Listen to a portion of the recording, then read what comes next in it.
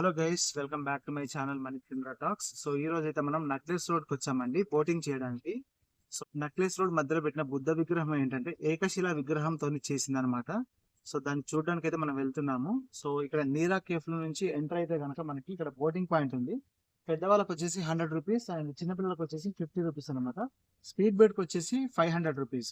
So ఒకసారి మనం లోపలికి వెళ్ళి చూద్దాం బోటింగ్ ఎలా ఉంది అండ్ డీటెయిల్స్ ఏంటంటే ఈ వీడియోలో కంప్లీట్ గా అయితే ఎక్స్ప్లెయిన్ చేస్తాను. ఇక్కడ బోటింగ్ వచ్చేసి 2 పాయింట్స్ ఉంటాయి అనమాట. ఒకటేమో లుంబిని పార్క్ దగ్గర నుంచి ఒక బోటింగ్ పాయింట్ ఉంటుంది. మళ్ళీ ఇంకొకటి వచ్చేసి నీరా కేఫ్ ఉంది కదా, అక్కడ నుంచి ఒకటి ఉంటుంది అనమాట. మనం నీరా కేఫ్ దగ్గర ఉన్న బోటింగ్ పాయింట్ లో ఉన్నాము.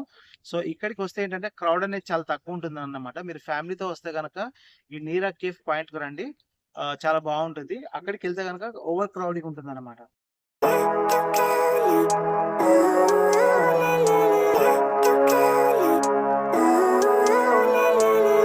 Living life, every day, late at night, not okay.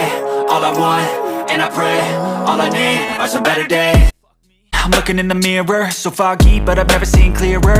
I don't really think anyone can save me, and honestly I'm not really sure I want saving. I like to be my own worst enemy. There's no risk if you don't try at anything, so I'ma just keep buying everything. See you in the next life, have to be a better me. I don't think that my head's on straight, gotta flip it and grip it and go and get an x-ray. What's wrong with me? I just feel weight pushing on my chest and it squeezes till I suffocate. Better change my mindset, meditate. It's pretty cool that ఈ video miss కాకుండా చివరి వరకైతే చూడండి. బుద్ధ విగ్రహానికి సంబంధించిన విశేషాలను ఈ వీడియోలోనైతే నేను కవర్ చేస్తాను.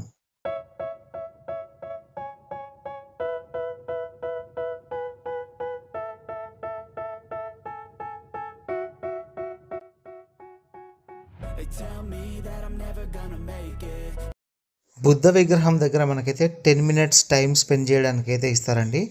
మ్యాక్సిమం అంటే 15 మినిట్స్. అక్కడ 15 మినిట్స్లో కవర్ చేసుకొని మళ్ళీ బ్యాక్ టు బోట్ అయితే వచ్చేసేయాలి. మనం మిస్ అయితే కనుక మనకు చాలా ప్రాబ్లం అండి. 1983 తర్వాత నందమూరి తారక రామారావు గారు అమెరికా వెళ్ళినప్పుడు ఆయన న్యూయార్క్లో ఉన్న స్టాచ్యూ ఆఫ్ లిబర్టీని చూసి ఇన్స్పైర్ అయ్యి మన హైదరాబాదులో ఉన్న ట్యాంక్ బండ్లో కూడా అలాంటి ఒక ఐకానిక్ స్టాచ్యూని పెట్టాలని చాలా స్ట్రాంగ్గా ఫిక్స్ అయ్యారు. అయితే ప్రపంచంలో ఎక్కడా లేని విధంగా బుద్ధుడి విగ్రహాన్ని పెట్టాలని ఆయన నిర్ణయించుకున్నారు. దానిలో భాగంగా ఆయన పలు మతాధికారులను కూడా సంప్రదించారు. వారి అభిప్రాయాలను ఆయన తీసుకున్నారు. తర్వాత ఆయన సిమెంట్తోనో లేదో ఇతర లోహాలతోనో కాకుండా ఏకశిలా విగ్రహాన్ని రూపొందించాలని నిర్ణయించుకున్నారు. ప్రపంచంలోనే అతిపెద్ద ఏకశిలా బుద్ధ విగ్రహాన్ని రూపొందించాలి అని డిసైడ్ అయ్యారు.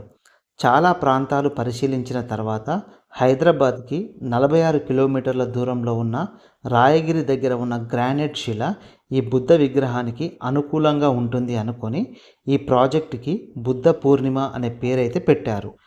1985 అక్టోబర్ 2న పూజలు నిర్వహించారు. ఈ పనులని ఎస్ఎం గణపతి స్థాపతి గారికి ఇవ్వడం జరిగింది. ఎన్టీఆర్ గారే స్వయంగా ఉలితో చెక్కి పనులైతే ప్రారంభించారు. ఈ విగ్రహాన్ని చెక్కడం కోసం దాదాపు 40 మంది శిల్పులు పనిచేయడం జరిగింది. తర్వాత కాలక్రమేణా ప్రభుత్వాలు మారినా కానీ బుద్ధ పూర్ణిమ పనులు మాత్రం ఆగలేదు.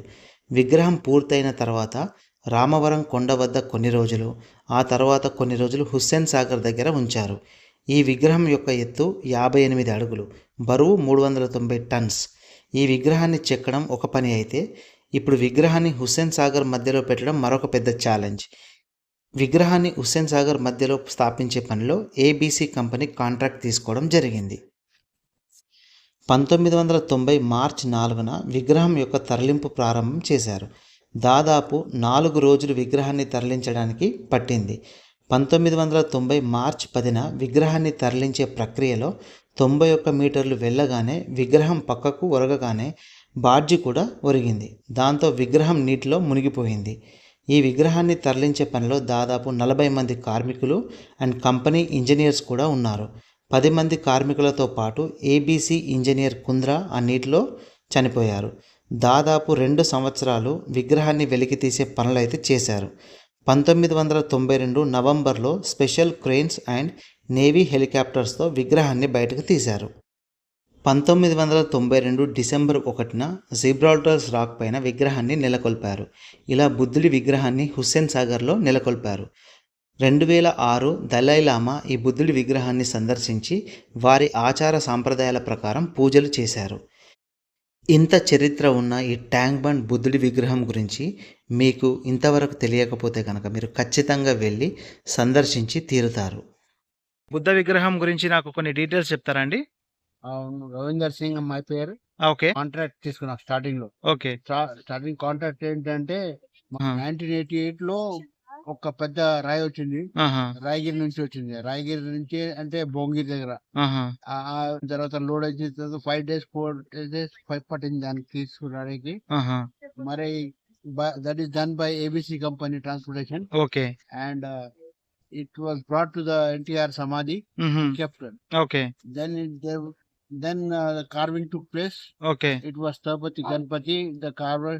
He was the main architecture, and after completing, they had loaded the statue on the big barge. While transportation, it was fall down, then lifted by Magron Company Goa. Okay. Okay. They had lifted the statue from the water and did the salination work. Some 6 persons died at that time. Okay. Okay. Kundra was also died. He was keeping a ABC company. Then after 1 year, they erected the statue on the Rock of Gibraltar okay. with the help of hydraulic jacks brought from Holland.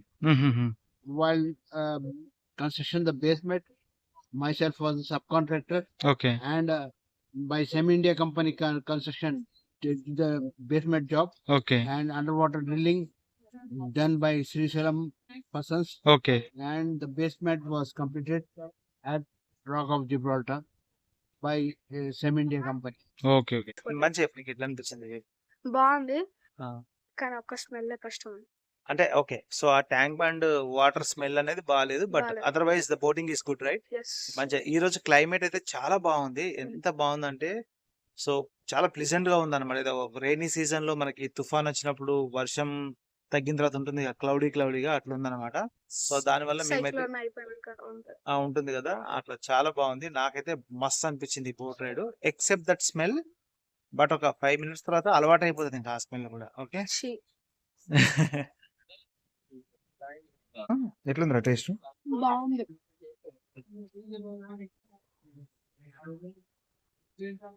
Video కనుక నచ్చితే like చేయండి and channel అయితే subscribe చేయండి. ముందు మంచి videos అయితే నేను upload చేస్తాను. So until then bye, take care.